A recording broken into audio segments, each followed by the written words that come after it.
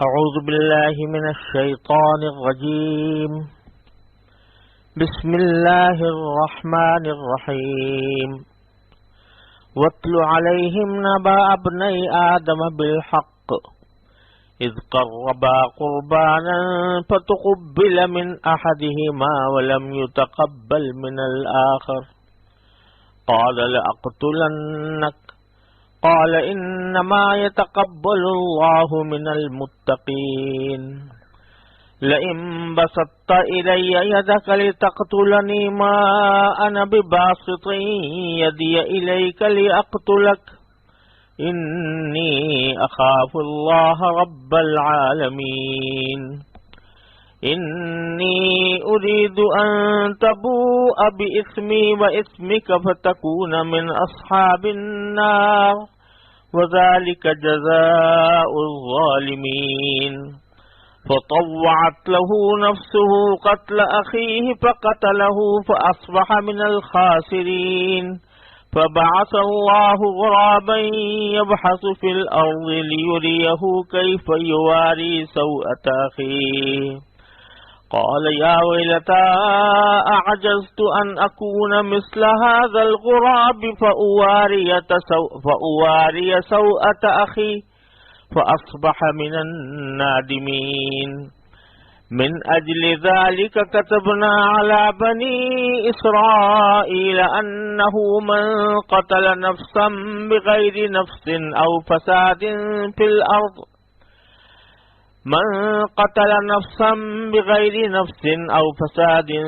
الأرض فكأنما قتل الناس جميعا ومن أحياها فكأنما أحيا الناس جميعا ولقد جاءتهم رسلنا بالبينات ثم إن كثيرا منهم بعد ذلك في الأرض لمسرفون. یہ سورہ مائدہ کی آیات ہیں جو آیت نمبر 27 سے شروع ہو کر آیت نمبر 32 پر ختم ہوئی ہیں. ان کا ترجمہ یہ ہے، اور اے پیغمبر ان کے سامنے آدم کے 2 بیٹوں کا واقعہ ٹھیک ٹھیک پڑھ کر سناؤ. جب دونوں نے ایک ایک قربانی پیش کی تھی اور ان میں سے ایک کی قربانی قبول ہو گئی اور دوسرے کی قبول نہ ہوئی تو اس دوسرے نے پہلے سے کہا کہ میں تجھے قتل کر ڈالوں گا. پہلے نے کہا کہ اللہ تو ان لوگوں سے قربانی قبول کرتا ہے جو متقی ہوں. اگر تم نے مجھے قتل کرنے کو اپنا ہاتھ بڑھایا تب بھی میں تمہیں قتل کرنے کو اپنا ہاتھ نہیں بڑھاؤں گا. میں تو اللہ رب العالمین سے ڈرتا ہوں. میں تو یہ چاہتا ہوں کہ انجام کار تم اپنے اور میرے دونوں کے گناہ میں پکڑے جاؤ اور دوزخیوں میں شامل ہو، اور یہی ظالموں کی سزا ہے. آخر کار اس کے نفس نے اس کو اپنے بھائی کے قتل پر آمادہ کر لیا، چنانچہ اس نے اپنے بھائی کو قتل کر ڈالا اور نامرادوں میں شامل ہو گیا. پھر اللہ نے ایک کوا بھیجا جو زمین کھودنے لگا تاکہ اسے دکھائے کہ وہ اپنے بھائی کی لاش کیسے چھپائے. یہ دیکھ کر وہ بولا، ہائے افسوس، کیا میں اس کوے جیسا بھی نہ ہو سکا کہ اپنے بھائی کی لاش چھپا دیتا. اس طرح بعد میں وہ بڑا شرمندہ ہوا. اسی وجہ سے ہم نے بنی اسرائیل کو یہ فرمان لکھ دیا تھا کہ جو کوئی کسی کو قتل کرے جبکہ یہ قتل نہ کسی اور جان کا بدلہ لینے کے لیے ہو اور نہ کسی کے زمین میں فساد پھیلانے کی وجہ سے ہو تو یہ ایسا ہے جیسے اس نے تمام انسانوں کو قتل کر دیا. اور جو شخص کسی کی جان بچا لے تو یہ ایسا ہے جیسے اس نے تمام انسانوں کی جان بچا لی. اور واقعہ یہ ہے کہ ہمارے پیغمبر ان کے پاس کھلی کھلی ہدایات لے کر آئے، مگر اس کے بعد بھی ان میں سے بہت سے لوگ زمین میں زیادتیاں ہی کرتے رہے. ان آیات کا ماقبل سے ربط یہ ہے کہ پیچھے بنی اسرائیل کی بزدلی کا بیان کیا گیا تھا کہ ان کو جب عمالقہ سے جہاد کے لیے کہا گیا تو انہوں نے اس سے منہ موڑ لیا اور صریح گستاخی کے ساتھ اس حکم کو رد کر دیا۔ دوسری طرف جو حضرت یوشع، حضرت کالب علیہ السلام، انہوں نے ان سے کہا تھا کہ تم ہمت کرو تو اللہ تبارک و تعالیٰ تمہاری مدد کرے گا۔ تو جہاد کے اندر ضرورت ہوتی ہے ایک تو شجاعت کی اور دوسرے انصاف کی، کہ آدمی جو عمل بھی کرے وہ انصاف کے ساتھ کرے۔ لہذا زمین کے اندر فساد پھیل رہا ہو تو بے شک اس کو شخص حملہ آور ہو گیا اور اس نے اپنا ہاتھ انسان کی طرف قتل کرنے کے لیے بڑھایا، تو انسان کے لیے جائز ہے کہ اس کے مقابلہ کرتے ہوئے اس کو قتل کرنے کی کوشش کرے۔ یہ وہ جگہ ہے جہاں دوسرے کو قتل کرنا جائز ہو جاتا ہے۔ اگر ایک شخص حملہ آور ہے، میری جان کے در پہ ہے، تو میں اس کا مقابلہ کرتے ہوئے دفاع کرنے کے لیے میں اس کو قتل بھی کر سکتا ہوں۔ لیکن حضرت حابیل نے کہا کہ نہیں، میں تمہیں قتل کرنے کے لیے اپنا ہاتھ نہیں بڑھاؤں گا۔ یہ احتیاط کیجیے لحاظ سے کہ اگرچہ میرا حق ہے دفاع کا، لیکن میں اپنا ہاتھ نہیں بڑھاؤں گا۔ کیوں؟ اس لیے کہ میں نہیں چاہتا کہ دنیا میں سب سے پہلا قتل کرنے والا میں ہوں، اور میں نہیں چاہتا کہ میں مظلوم بنے بغیر بنوں۔ لہذا میں تمہارے اس قتل کے اقدام کا جواب اس طرح نہیں دوں گا جیسا کہ عام طور پر دیا جاتا ہے۔ کیوں؟ لِأَنِّي أَخَافُ اللَّهَ رَبَّ الْعَالَمِينَ، میں اللہ سے ڈرتا ہوں جو رب العالمین ہے، کہ اگر میں نے قتل کر دیا تو کہیں مجھ پر وبال نہ ہو، میں پہلا انسان نہ بنوں جو قتل کرے۔ اس کے بجائے انی اريد ان تبوء باسمی واسمک، میں تو یہ چاہتا ہوں کہ تم میرے اور اپنے دونوں کا گناہ لے کر واپس جاؤ۔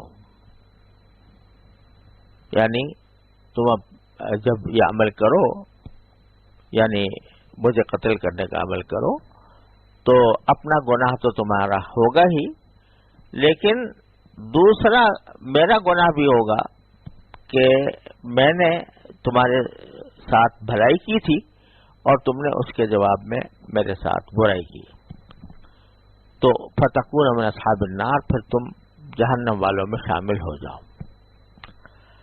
وذالک جزاء الظالمین، اور یہی بدلہ ہے ظلم کرنے والوں کا۔ تو حضرت حابیل نے اپنی طرف سے سبھی کچھ کہہ دیا، یہ بھی کہہ دیا کہ میں تم پر حملہ نہیں کروں گا، یہ بھی کہہ دیا کہ میں اللہ تعالیٰ سے ڈرتا ہوں، اور یہ بھی کہہ دیا کہ تم اگر مجھے قتل کرو گے تو اس کا نتیجہ یہ ہوگا کہ میرا گناہ اور تمہارا گناہ تمہیں دونوں کا سمیٹو گے۔ چنانچہ یہی ہوا کہ قرآن کریم نے خود بھی آگے ارشاد فرمایا ہے کہ چونکہ اس قابیل پہلا شخص تھا جس نے دنیا میں کسی کو قتل کیا، تو اب اس کے بعد جتنے لوگ کسی کو قتل کریں گے اس میں اس کے گناہ میں قابیل بھی شریک ہوگا، کہ اس نے لوگوں کو یہ راستہ دکھایا۔ کوئی آدمی اچھا راستہ دکھاتا ہے لوگوں کو اپنے عمل سے، تو جو لوگ بھی اس کے اچھے عمل پر عمل کرتے ہیں ان کو اس کا ثواب اس پہلے کرنے والے کو بھی ملتا ہے۔ اسی طرح اگر کوئی شخص برے عمل کی طرح ڈالے اور اس کی وجہ سے لوگ دیکھا دیکھی اس گناہ کے اندر مبتلا ہو، تو اس کا عذاب بھی اس کرنے والے پر پڑتا ہے۔ چنانچہ باری تعالیٰ فرماتے ہیں عجیب بات ہے فطبعت له نفسه قتل اخی، کہ اس کے نفس نے اس کو آمادہ کر لیا اپنے بھائی کو قتل کرنے پر۔ طبع یطبع تطبیعا، یہ اس کے لفظی معنی ہوتے ہیں کسی کام کو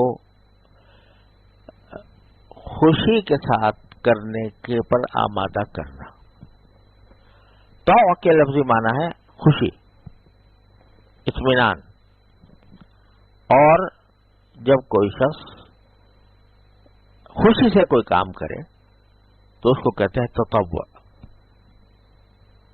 یعنی اس کے ذمہ لازم نہیں تھا لیکن اپنی خوشی سے رضاکارانہ طور پر اس نے وہ کام کیا تو اس کو عربی میں تطوع کہتے ہیں۔ اسی لیے نفلی نمازوں کو بھی تطوع کہا جاتا ہے، نفلی اعمال کو بھی تطوع کہا جاتا ہے۔ تو تطوع اس کا متعدی ہے، یعنی تطوع کے معنی تو ہے خود خوشی سے کوئی کام کرنا، اور طوع کے معنی ہے دوسرے کو خوشی سے کام کرنے پر آمادہ کرنا۔ تو اس کے نفس نے اس کو خوشی سے آمادہ کر دیا، یعنی کہ کوئی دل میں احساس جرم ہو اور پھر آدمی کرتا رہے، بلکہ خوشی سے بہت فخر کے ساتھ اس نے نفس نے آمادہ کر دیا کہ اپنے بھائی کو قتل کر ڈالو۔ اب یہ لفظ جو استعمال فرمایا طبعت، حالانکہ اصل لفظ اگر دیکھا جائے ویسے عام اگر واقعہ نگاری میں کوئی بات کہی جائے تو وہاں پر اتنا ہوگا کہ بھئی اس نے آمادہ کر دیا، حثہ، حرضہ وغیرہ وغیرہ، لیکن قرآن کریم میں یہاں طبعت کا لفظ استعمال کیا کہ ایک تو یہ ہوتا ہے نا کہ کوئی دوسرے کو آمادہ کر دے، اس کی وجہ سے دوسرا مجبور ہو جائے، مجبور ہو کر وہ کام کرے۔ یہاں پر یہ کہا جا رہا ہے کہ نہیں، مجبور ہو کر نہیں کیا اس نے، بلکہ اس کے نفس نے اس عمل کو خوشنما بنا کر پیش کیا جس سے وہ خوشی کے ساتھ آمادہ ہوا میں قتل کروں گا۔ یہ کسی ناجائز اور گناہ کام کی بدترین شکل ہے۔ ایک صورت یہ ہوتی ہے کہ آدمی گناہ بھی کر رہا ہے اور گناہ کرنے کے ساتھ کسی قدر دل میں احساس بھی ہے کہ میں یہ کام اچھا نہیں کر رہا، لیکن یہ کہ سینہ زوری کے ساتھ کرے کہ بھئی یہ تو بہت اچھا کام ہے اور میں اسی کام کو کرنے کے لیے آمادہ ہوں، تو یہ سینہ زوری والا گناہ بہت خطرناک ہوتا ہے۔ تو قرآن نے فرمایا کہ اس کے نفس نے اس کو خوشی سے آمادہ کر دیا، کس پر؟ اپنے بھائی کے قتل پر۔ فقتلہ، چنانچہ اس نے قتل کر ڈالا۔ جب تک قتل کر رہا تھا اس وقت تک تو خوشی سے کر رہا تھا، اور اسی خوشی کی وجہ سے کیا ہوا؟ فاصبح من الخاسرین، تو وہ نقصان اٹھانے والوں میں ہو گیا۔ اب اس کے بعد مسئلہ یہ تھا کہ پہلی بار اس زمین کے اوپر کسی شخص کا انتقال ہوا کسی کے عمل کرنے سے، تو اب قابیل نے دیکھ تو لیا کہ یہ میں نے مار دیا، اب اس کا کیا کروں؟ اس لاش کا کیا بناؤں؟ اس کے ساتھ کیا میں طریقہ اختیار کروں؟ یہیں سے ہی پڑا رہنے دوں؟ تو بعض روایتوں میں آتا ہے، اگرچہ وہ اتنی زیادہ مضبوط نہیں ہے، لیکن آتا ہے کہ وہ کرنے کے بعد اب اس کو سمجھ میں نہیں آ رہا تھا کہ میں کیا کروں۔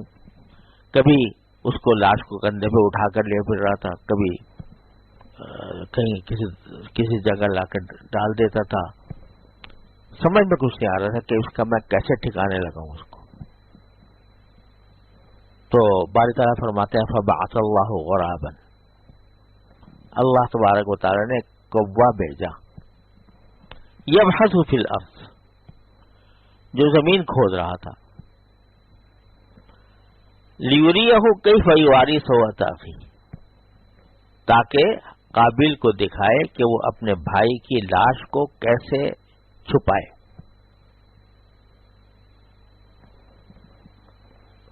اب یہ کھود رہا تھا، اس کو بعض ہمارے معاصر مفسرین یہ کہتے ہیں کہ ویسے ہی کھود رہا تھا کوا زمین کو، تو اس کو دیکھ کر ان کو خیال آیا کہ میں بھی یہ کام کر سکتا ہوں، ویسے ہی کھود رہا تھا تو میں بھی کھودوں اور کھود کے اس کو دفن کر دوں۔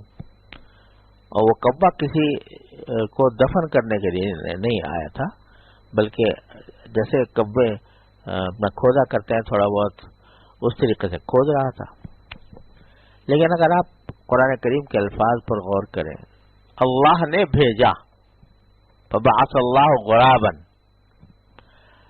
اللہ نے بھیجا، اور کس لیے بھیجا؟ لیریہ کیف یواری سوءۃ اخیہ، تاکہ اس کو دکھائے کہ اپنے بھائی کی لاش کو کیسے چھپایا جاتا ہے۔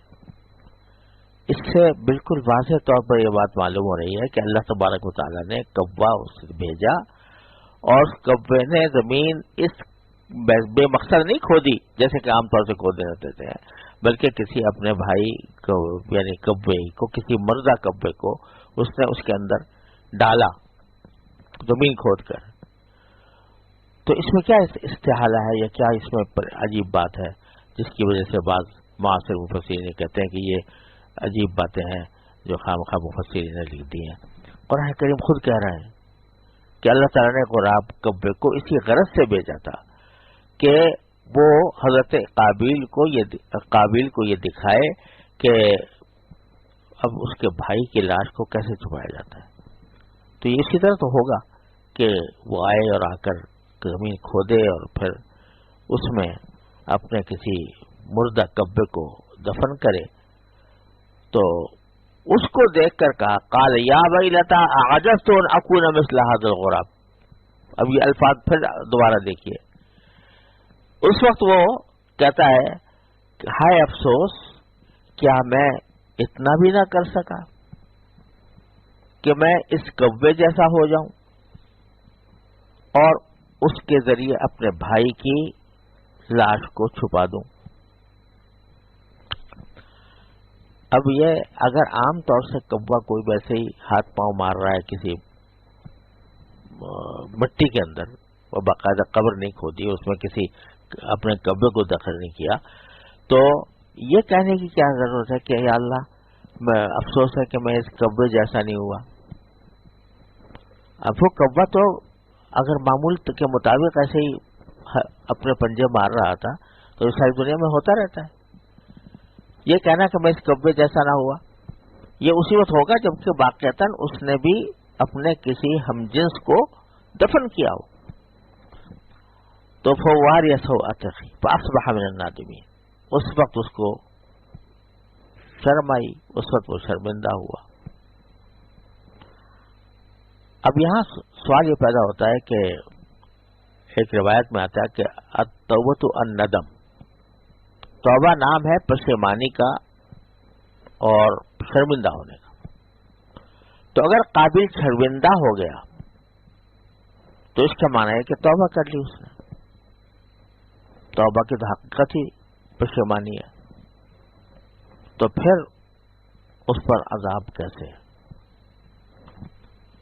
تو اس کے دو جواب ہو، ایک یہ کہ یہ جو ندامت کا اظہار ہو رہا ہے یہ قتل کرنے پر نہیں کہ میں نے قتل کیوں کیا، ندامت اس پر ہو رہی ہے کہ میں اپنے بھائی کو جو قتل کیا ہے، قتل تو ماشاءاللہ میں نے بہت برحق کیا، لیکن اس کو ٹھکانے لگانے کا طریقہ مجھے نہیں آ رہا، کبے کو آتا ہے مجھے نہیں آتا، تو اس پر ندامت تھی۔ دوسرا یہ بھی ہو سکتا ہے کہ اگر پھر جملہ اس کو اپنے کیے پر پچھتاوا بھی آیا ہو تو اس پچھتاوے ندامت یا توبہ سے حقوق اللہ معاف ہوتے ہیں، حقوق العباد معاف نہیں ہوتے۔ اگر کوئی آدمی دوسرے کو قتل کر ڈالے، اس کی تو جان لے لی، اور جان لینے کے بعد اب نادم ہو رہا ہے، تو اس ندامت کی وجہ سے وہ قتل کا گناہ معاف نہیں ہوگا، کیونکہ یہ حقوق العباد میں سے ہے۔ تو آگے باری تعالیٰ فرماتے ہیں اسی وجہ سے کہ من اجل ذالک کتبنا علی بنی اسرائیل، اس واقعے کے بعد سے، اسی کی وجہ سے ہم نے بنی اسرائیل کے اوپر یہ فرمان جاری کر دیا. کیا فرمان جاری کر دیا کہ انہ من قتل نفسا، یہ بیچ میں ایک تھوڑے سے استثناء آ رہے ہیں، اس سے تھوڑی دیر ہٹ کر جملہ اس طرح ہے کہ انہ من قتل نفسا فکأنما قتل الناس جميعا. جو شخص کوئی کسی انسان کی جان لے، اب مطلب یہ کہ ناحق جان لے، تو وہ ایسا ہے کہ ایک آدمی کی جان لینا ایسا ہے جیسے ساری انسانیت کو قتل کر دیا. یہ اتنی زبردست بات ہے کہ انسان کی جان کو اللہ تبارک و تعالی نے اتنا شرف اور اتنی بڑی عظمت عطا فرمائی ہے کہ ایک انسان کی جان لینا گویا پوری انسانیت کی جان لینا ہے. اس لیے کہ جب ایک مرتبہ آپ نے دروازہ کھول دیا کہ بھئی کسی کو قتل بھی کیا جا سکتا ہے، حقیقت میں مارنا، موت دینا، زندگی دینا، یہ تو اللہ تعالیٰ کا کام ہے. تم نے یہ کام اپنے ہاتھ میں لے کر اور ایک بہت بری طرح ڈال دی، تو بظاہر مارا تو تم نے ایک آدمی، لیکن حقیقت میں وہ ایسا ہے جیسے کہ پوری انسانیت کو قتل کر دیا. لیکن بیچ میں دو استثناء فرمائے، بغیر نفس، کہ قتل کیا جا رہا ہو کسی جان کا بدلہ لینے کے لیے نہیں. اگر بدلہ لینے کے لیے کیا جا رہا ہے، جیسے قصاص ہوتا ہے کہ ایک نے دوسرے کو مارا، قتل کیا، تو شرعاً مقتول کے ورثاء قصاص لے سکتے ہیں.